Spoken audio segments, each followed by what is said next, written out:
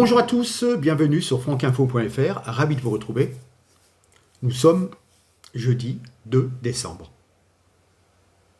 2 décembre, date historique à plusieurs reprises. Oui, l'histoire de France, oui, mieux ne pas en parler parce que ça serait ringard de parler de la grandeur de la France. Vous savez qu'en ce moment, il faut plutôt parler de la soumission au mondialisme plutôt que de parler de la grandeur de la France. C'est d'ailleurs ce qui me rapproche de Zemmour. J'ouvre une parenthèse, nous avons eu, il est 15h, les résultats des votes internes des LR. Éric Ciotti est devant Pécresse, une courte tête, qui elle-même est devant Bertrand. Voilà.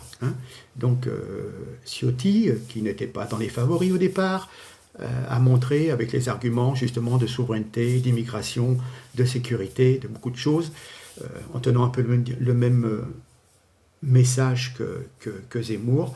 Eh ben, parmi les adhérents, les vrais adhérents RPR, eh ben, il a fait son trou. Voilà. Reste à savoir maintenant si les votes qui étaient pour Bertrand vont se reporter sur Pécresse ou ils vont un petit peu lui scier l'échelle pour qu'elle ne soit pas candidate à la présidentielle en premier tour. Nous verrons. Je vais faire ma parenthèse. J'ai appelé cette vidéo « Zemmour finira-t-il comme Coluche ?» C'est un titre provocateur et vous allez comprendre pourquoi. Mais en préambule, je dirais que la candidature de Zemmour a le mérite de placer le débat au bon niveau, celui de la survie de notre civilisation. Les autres candidats devront eux aussi dévoiler leur intention à ce sujet. C'est-à-dire que, bien sûr, pour Zemmour, il n'est pas question d'endosser le costume du général, qui est peut-être un peu trop grand pour lui. Mais De Gaulle, au départ, dans les années 50 jusqu'à 1958, était lui aussi un petit peu exclu par les Français et ignoré de l'ensemble du système politique. Ils ne sont venus le chercher vraiment quand ils étaient dans la mouise, pour rester poli. Donc, je ne m'étonne pas un petit peu de la prestation à charge du journaliste Boulot sur TF1. On sait que ces médias sont devenus des médias de centre-gauche pro-Macron, comme 85% des médias. Mais pourquoi? Même ceux qui n'avaient pas basculé chez Macron sont bizarrement devenus pro-Macron depuis que celui-ci a pratiquement doublé les subventions aux journaux en août 2020. Et oui, il a doublé les subventions. Et oui, voilà. Prétexte du Covid, soit un an avant que la campagne présidentielle ne débarque. Non, ce n'est pas étrange, c'est tout calculé, parce que ça aide d'avoir les médias dans sa poche. On l'a vu d'ailleurs en 2017. Voilà. Alors, certains regardent encore beaucoup trop France Télévisions, TF1 et d'autres médias et ne se rendent pas compte de ce grand remplaçant. Mais je vous le dis, la campagne électorale risque d'être terrible. Nous pouvons nous attendre à beaucoup de violences orchestrées par l'extrême gauche, la racaille, les antifas. Ça sera, je pense, j'espère, un électrochoc. Soit vous ouvrez les yeux, vous agissez, vous votez. Soit vous vous soumettez, vous restez dans votre coin à pleurer, à gémir sur vos conditions de vie, sur votre pouvoir d'achat, sur le chômage. Voilà. Rien que pour ça, la candidature de Zemmour est salutaire. Alors, tout de suite, je vous dirais que vous remarquez que l'on attaque Zemmour sur des détails. Un doigt d'honneur, une injure. Mais pas sur le fond. L'insécurité, l'immigration, la perte de souveraineté, la désindustrialisation, la France qui fabrique chaque année encore plus de chômeurs. Vous le voyez, tous les jours, tous les ans, la situation s'aggrave. On ne peut pas intervenir et contredire Zemmour là-dessus. Donc on cherche à le discréditer sur des détails. Et à monter en épingle des détails. Zemmour est différent, pas comme les autres politiques. Justement, vous ne votez plus parfois jusqu'à 70% parce que vous en avez marre des politiques professionnels qui passent leur temps à dire tout et son contraire pour espérer avoir ce qu'on appelle un Marocain, un portefeuille de ministre. Alors votez pour quelqu'un de différent. D'ailleurs, je reviens, doigt d'honneur, moi je ne connais pas, je connais bras d'honneur. Ça, je connais. Mais bon, de toute façon, c'est un détail. Alors, je vais revenir sur Marseille. On va relier avec le doigt d'honneur. Il était de passage il y a une semaine dans la ville qu'il écrit comme désintégré par l'immigration de masse. Il a été mis sous forte pression par les militants Antifa. Quand il lui a fait ce fameux doigt, il se trouvait dans sa voiture. Il a baissé sa vitre et puis je crois qu'il aurait dit « Casse-toi, pauvre conne », en refaisant un peu le même geste. Mais je suis en colère. Zemmour finira-t-il comme Coluche? Si cette femme qui s'est approchée si près avait eu une arme à feu, on rentre tellement dans l'hystérie, si vous voulez, dans la diabolisation de Zemmour, qu'il y aura quelqu'un qui un jour va péter un plomb et il va lui tirer dessus. Hein. Alors si elle avait une arme à feu, au lieu de lui mettre une arme à feu, au lieu de lui donner, faire un vilain geste, et ben voilà, que serait-il devenu, hein? Alors Zemmour, par la suite, a mis un tweet en disant « Madame, ce n'était pas le lieu d'un débat comme je les aime. Le temps m'était compté. J'ai donc usé du seul langage que vous et vos camarades Antifa comprenez immédiatement, le vôtre. Toutefois, vos imités étaient fort inélégants, j'en conviens bien volontiers, effectivement. Mais bon, voilà. Donc il est temps pour Éric Zemmour de devenir zen. Il a donné un électrochoc dans les cerveaux des politiques, parce que souvent certains ont repris un petit peu ces thèmes, notamment chez les LR d'ailleurs. Ils ont tous sorti ces thèmes-là, avant c'était tabou. Hein. Voilà. Un éclair a parcouru la France entière. Personne désormais ne pourra élucider les problèmes de l'identité, l'immigration, la souveraineté nationale. Voilà. Hein. Alors on peut nous parler, nous seriner à longueur de sondage que les Français sont en premier préoccupés par leur pouvoir d'achat, mais rien n'y fera. On peut nous dire que tout est sous contrôle en France. Vous voyez bien qu'il y a des centaines d'agressions tous les jours, des coups de couteau, des viols, etc., à toutes les minutes. Et on nous dit que le président Macron est largement en tête des sondages. Non, non. La start-upation a fait son temps. Rien ne va plus. On nous fait miroiter que le président tient tête à Boris Johnson, qui n'en fait lui-même qu'à sa tête au sujet des migrants de Calais. Mais l'affaire ne date pas d'aujourd'hui. Mais bon. À Marseille, on n'avait pas préparé un accueil personnalisé à Éric Zemmour. Hein. On n'avait pas repeint les murs, on n'avait pas nettoyé, comme pour Macron. Hein. Alors Zemmour a été un peu boycotté, et les antifas sont montés au créneau. Et on l'a empêché de visiter, de parcourir, de discourir dans cette ville sinistrée, en grosse partie grâce à l'immigration. Mais de toute façon, à chaque sortie, il y aura des antifas pour mettre le chaos et faire parler la violence. Comme cela, c'est tout calculé. On pourra dire que Zemmour propage la haine et le désordre, et que ce n'est pas un bon candidat à la présidence, qu'il n'est pas crédible. Voilà. On pourrait dire que parfois, peut-être, qu'il y a des déplacements qui sont mal préparés par des personnes qui sont plus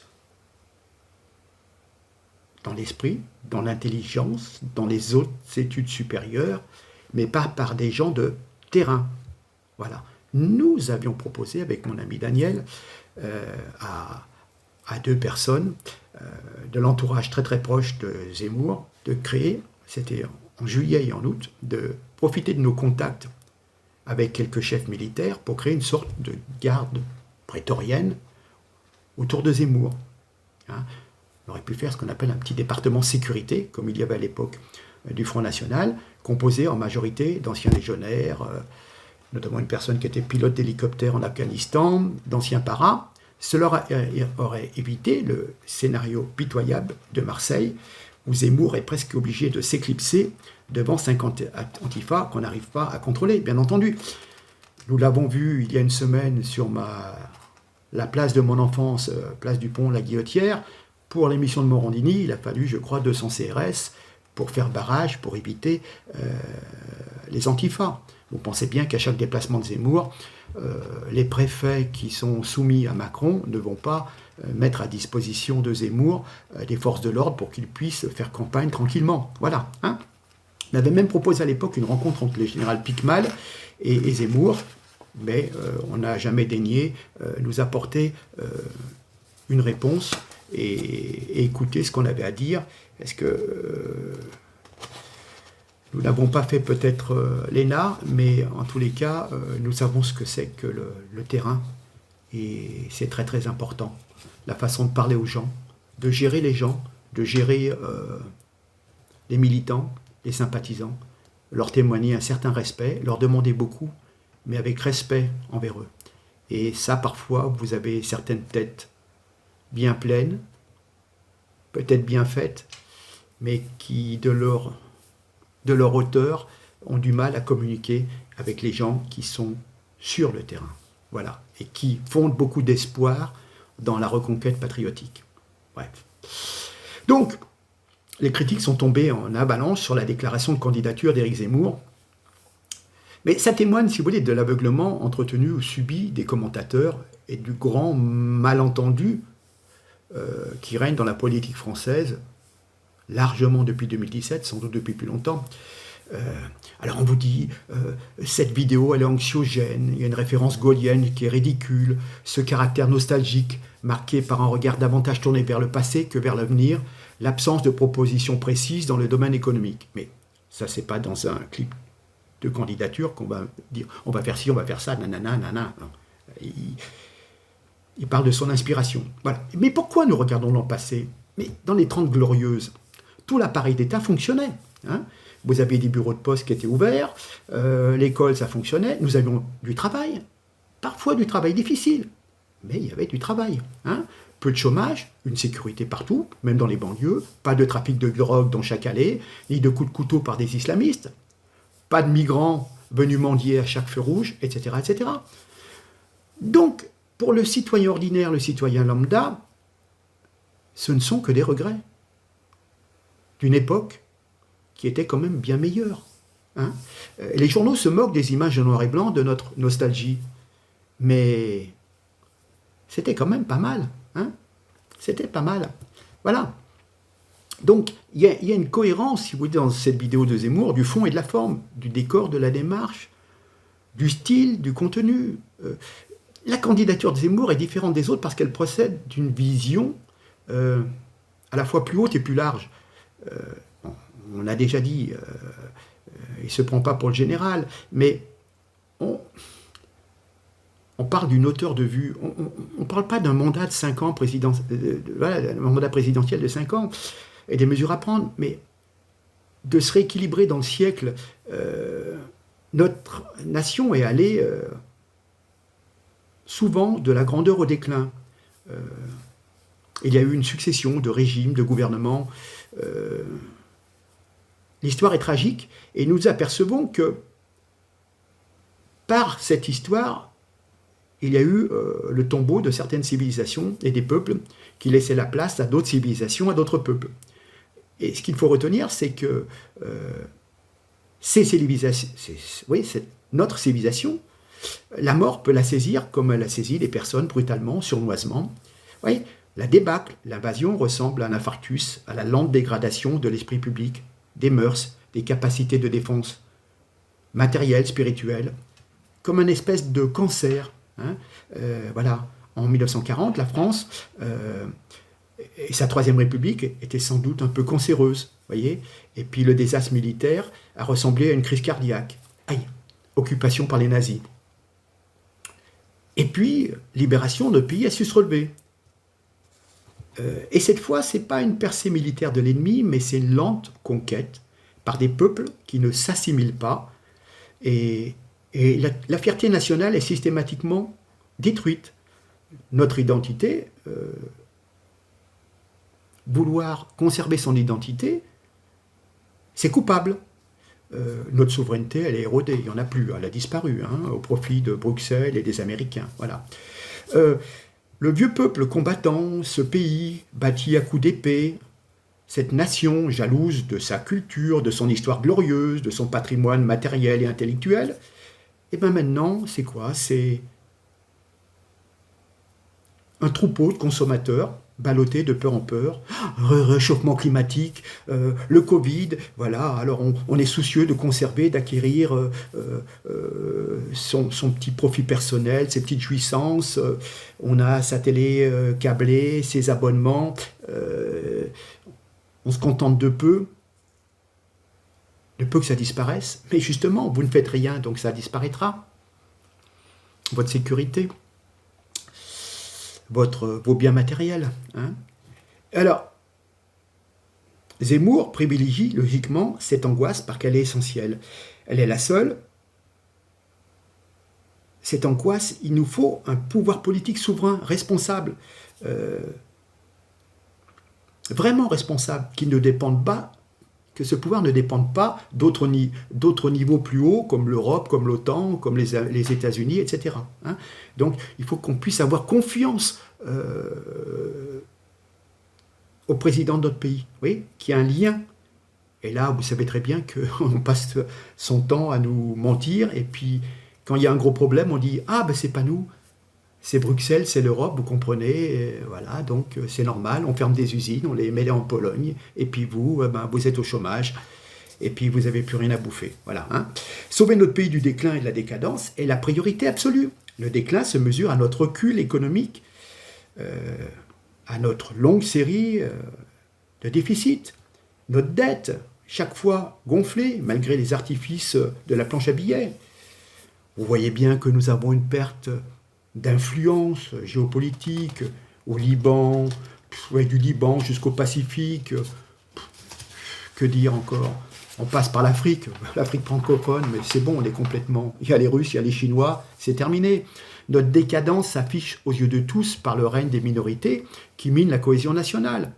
Chacun ramène son particularisme et se vante là-dessus et veut influencer la conduite, la vie publique en France en fonction des particularités de chaque minorité qui est venue s'installer en France. Mais ils sont venus s'installer en France, donc c'est pour vivre à la française, pas pour réimporter leur culture qui souvent n'a peut-être pas fait ses preuves dans leur pays. Et donc, contentons-nous de ce que nous avons en France. Et soit vous y adhérez, soit vous repartez vivre votre vie d'une façon qui vous plaît mieux dans votre pays. Hein. Donc cette décadence s'affiche aux yeux de tous, et comme je le disais, à cause des minorités, et cela est démoralisant pour le peuple français. Que dire encore? L'économie. Certes, il y a une priorité de l'économie, mais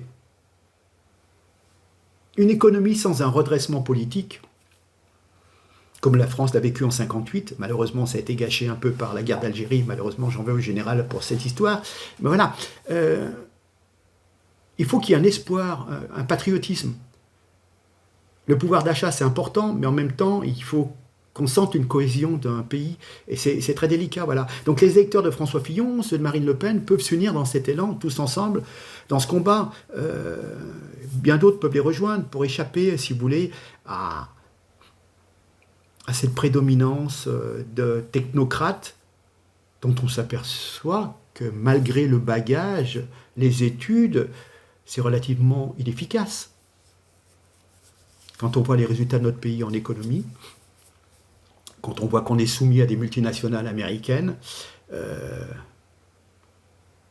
aussi bien au niveau de la pensée, de la morale, que de la finance, on nous impose des idéologies, des intérêts.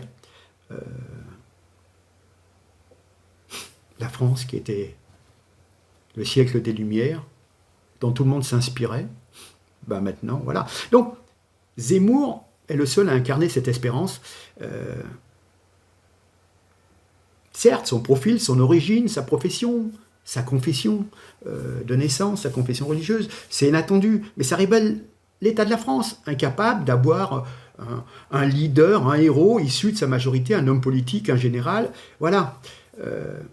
Mais c'est absolument vouloir tromper les Français que de le réduire à n'être qu'un polémiste d'extrême droite. C'est un écrivain qui possède une connaissance de notre histoire et des principales questions actuelles qui se posent à notre pays.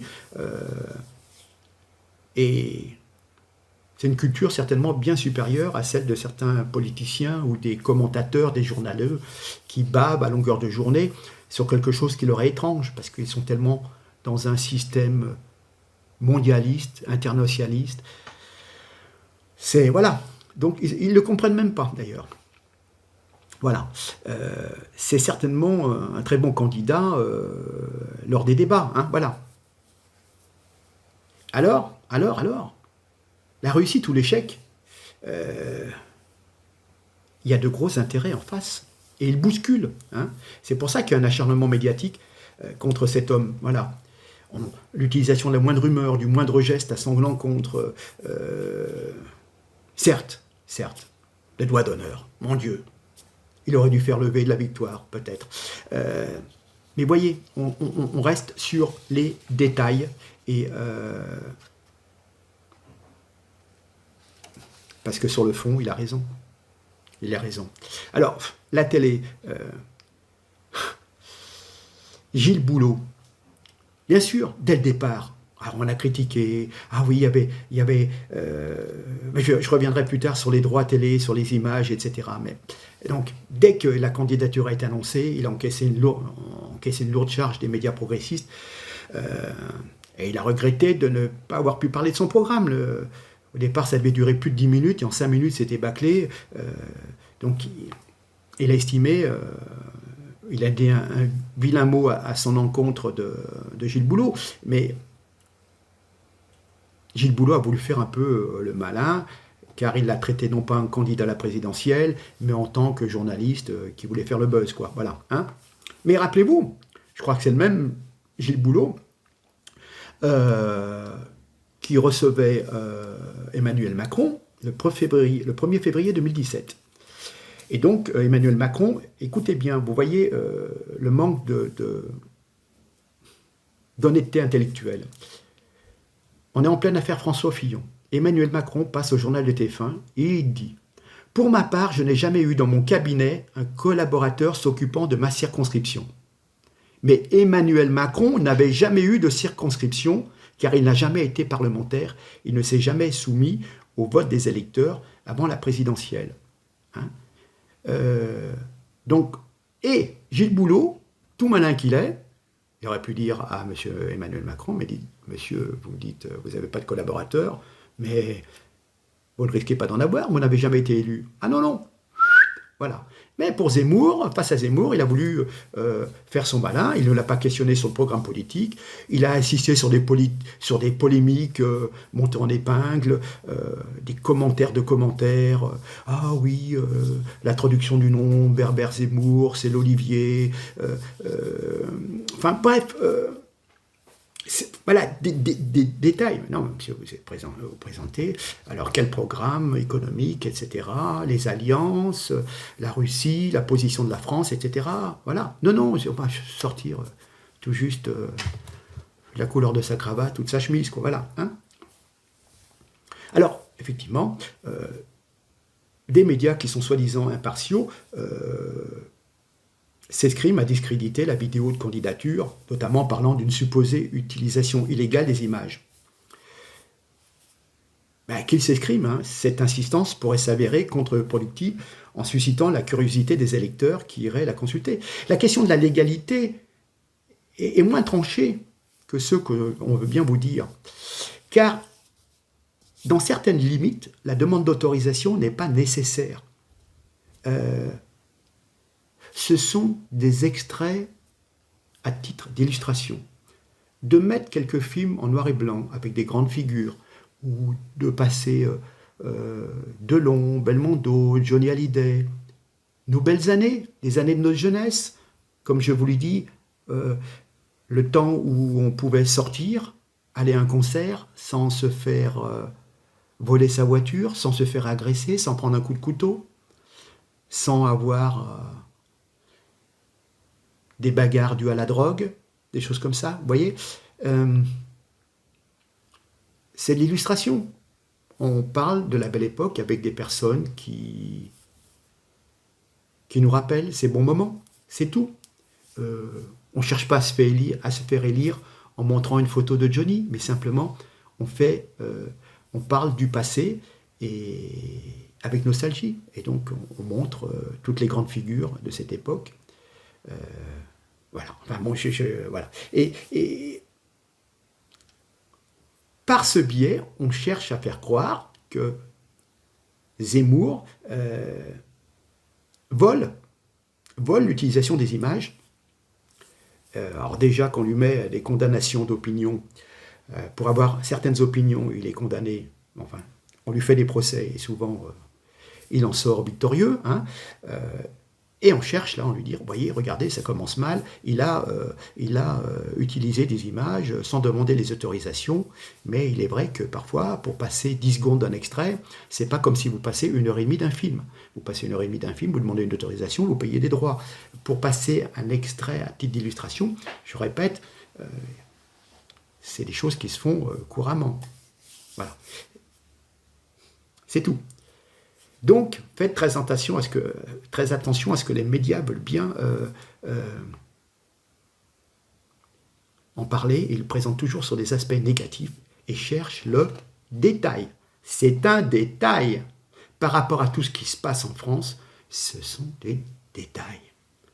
Ce qui compte, c'est l'idée, l'histoire et combattre cette insécurité, combattre ce chômage, comment combattre cette désindustrialisation, cette soumission à tous les courants, les woke, à certains courants féministes qui sont alliés des islamos. Enfin, voyez, voilà. Il y a la France, il y a une entité qui était un phare pour l'Europe et pour le monde entier. On est les héritiers de ça, il faut maintenir ça. On n'a pas à se soumettre au diktat de l'étranger. Voilà ce que je veux dire. Et c'est pour ça que je rejoins Zemmour sur ces idées. Voilà. Bon, écoutez, j'ai été suffisamment long, mais ce sont des idées patriotiques qui m'animent. C'est ça, sauvegardez votre civilisation. Sinon, vous verrez, ça sera comme Rome en l'an 400. À force de faire entrer les barbares dans Rome, et bien du coup, c'est les barbares qui ont pris le pouvoir. C'est tout. Parce qu'ils se sont affaiblis, ils sont devenus de plus en plus feignants, ils ne se sont pas battus pour garder leur identité martiale et guerrière, et du coup, c'est les autres qui ont pris le pouvoir. Bon, bref, allez, je vous laisse. Donc, écoutez bien, mais ne les croyez pas. Sur ce, je vous demande, s'il vous plaît, partagez un maximum. Donc celle-ci va être visible complètement sur YouTube. J'espère que je n'aurai pas de censure. Je fais un essai. Abonnez-vous sur ma page. Il y a d'autres vidéos, d'autres personnes. Donc vous aurez donc accès à d'autres vidéos, d'autres vidéos, des écrits, des choses comme ça. Allez, écoutez, je vous laisse. J'en prends mal à la gorge, vous voyez, à force. Et puis, je vous dis à très bientôt. Mais partagez, abonnez-vous. Allez, je compte sur vous. Je vous salue, mesdames. Je vous embrasse bien fort. Et merci encore à toutes les personnes qui font des commentaires et qui nous aident financièrement. Allez, au revoir.